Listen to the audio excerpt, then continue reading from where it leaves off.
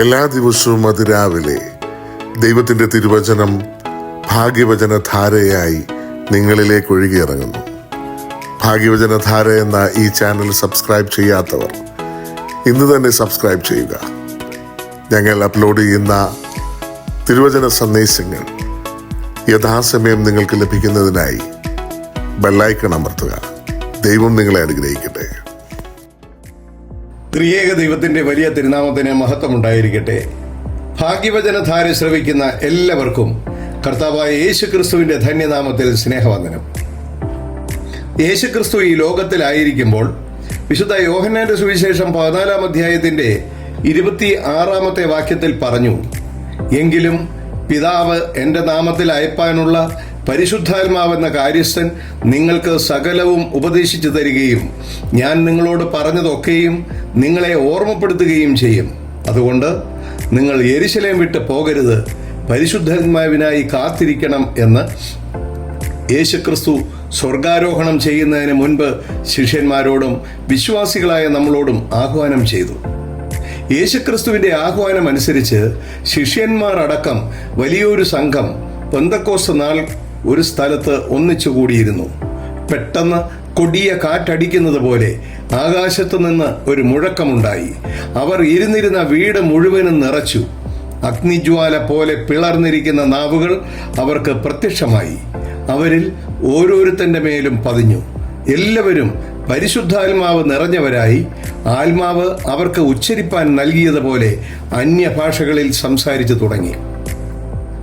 പരിശുദ്ധാത്മാവിൻ്റെ അഭിഷേകം ലഭിക്കുന്ന വ്യക്തികളിൽ പല പ്രത്യേകതകൾ കാണുവാൻ സാധിക്കും. ഒന്ന്, പാപബോധമുണ്ടാകുന്നു. വിശുദ്ധ യോഹന്നാന്റെ സുവിശേഷം 16 അധ്യായത്തിൻ്റെ 8 വാക്യത്തിൽ അവൻ വന്ന് പാപത്തെക്കുറിച്ചും നീതിയെക്കുറിച്ചും ന്യായവിധിയെക്കുറിച്ചും ലോകത്തിന് ബോധ്യം വരുത്തും എന്ന് രേഖപ്പെടുത്തിയിരിക്കുന്നു. പാപം എന്താണ് എന്ന് തിരിച്ചറിഞ്ഞ് അതിനെ ജീവിതത്തിൽ നിന്ന് വെറുത്ത് ഉപേക്ഷിക്കുവാനുള്ള കൃപയും ധൈര്യവും വിശ്വാസികൾക്ക് പരിശുദ്ധാത്മാ അഭിഷേകം മൂലം ലഭിക്കുന്നു. രണ്ടാമതായി, പാപത്തിൻ്റെ അടിമത്വത്തിൽ നിന്ന് സ്വാതന്ത്ര്യം ലഭിക്കുന്നു. പരിശുദ്ധാത്മാവിൻ്റെ അഭിഷേകം ലഭിക്കുന്ന ദൈവമക്കൾക്കുണ്ടാകുന്ന വലിയ അനുഗ്രഹമാണിത്.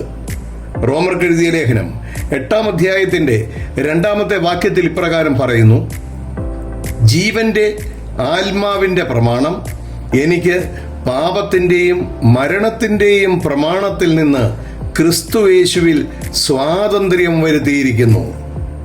മൂന്നാമതായി, ദൈവാത്മാവിൻ്റെ അഭിഷേകം ലഭിച്ചവർ ദൈവമക്കളാകുന്നു. ദൈവാത്മാവ് നടത്തുന്നവർ ഏവരും ദൈവത്തിൻ്റെ മക്കളാകുന്നു. നിങ്ങൾ പിന്നെയും ഭയപ്പെടേണ്ടതിന് ദാസ്യത്തിൻ്റെ ആത്മാവിനെ അല്ല, നാം അബ്ബാ പിതാവേ എന്ന് വിളിക്കുന്ന പുത്രത്വത്തിൻ്റെ ആത്മാവിനെ അത്രേ പ്രാപിച്ചത്. റോമർക്ക് എഴുതിയ ലേഖനം 8 അധ്യായത്തിൻ്റെ 14-15 വാക്യങ്ങളിൽ രേഖപ്പെടുത്തിയിരിക്കുന്നു. ഭയത്തിൻ്റെ ബന്ധനത്തിൽ നിന്ന് മോചനം പ്രാപിച്ച് വിശ്വാസത്തോടും ധൈര്യത്തോടും കൂടി ജീവിക്കുവാൻ ദൈവമക്കളെ അനുഗ്രഹിക്കുന്നു. നാലാമതായി, പരിശുദ്ധാത്മാ അഭിഷേകം തമ്മിൽ സ്നേഹിക്കുവാൻ പ്രേരിപ്പിക്കുന്നു. വിശുദ്ധ യോഹന്നാന്റെ സുവിശേഷം 13 അധ്യായത്തിൻ്റെ 34 വാക്യത്തിൽ നിങ്ങൾ തമ്മിൽ സ്നേഹിക്കണമെന്ന് പുതിയൊരു കൽപ്പന ഞാൻ നിങ്ങൾക്ക് തരുന്നു. ഞാൻ നിങ്ങളെ സ്നേഹിച്ചതുപോലെ നിങ്ങളും തമ്മിൽ സ്നേഹിക്കണം എന്നത് തന്നെ. പരിശുദ്ധാത്മാഭിഷേകം ലഭിച്ച ദൈവമക്കൾക്ക് തമ്മിൽ എളിമയോടും വിനയത്തോടും സ്നേഹത്തോടും കൂടി ജീവിക്കുവാൻ സ്വർഗത്തിലെ ദൈവം അനുഗ്രഹിക്കുന്നു. അഞ്ചാമതായി, പരിശുദ്ധാത്മാഭിഷേകം ലഭിക്കുന്ന വിശ്വാസികളെ നിത്യജീവന് അവകാശികളായി ഒരുക്കുന്നു. തീത്തോസിന്റെ ലേഖനം 3 അധ്യായം 6-7 വാക്യങ്ങളിൽ നാം അവൻ്റെ കൃപയാൽ നീതീകരിക്കപ്പെട്ടിട്ട് പ്രത്യാശപ്രകാരം നിത്യജീവന്റെ അവകാശികളായി തീരേണ്ടതിന് പുനർജനന സ്നാനം കൊണ്ടും നമ്മുടെ രക്ഷിതാവായ യേശുക്രിസ്തു മൂലം നമ്മുടെ മേൽ ധാരാളമായി പകർന്ന പരിശുദ്ധാത്മാവിൻ്റെ നവീകരണം കൊണ്ടും നാം നിത്യജീവന് അവകാശികളായി തീർന്നു.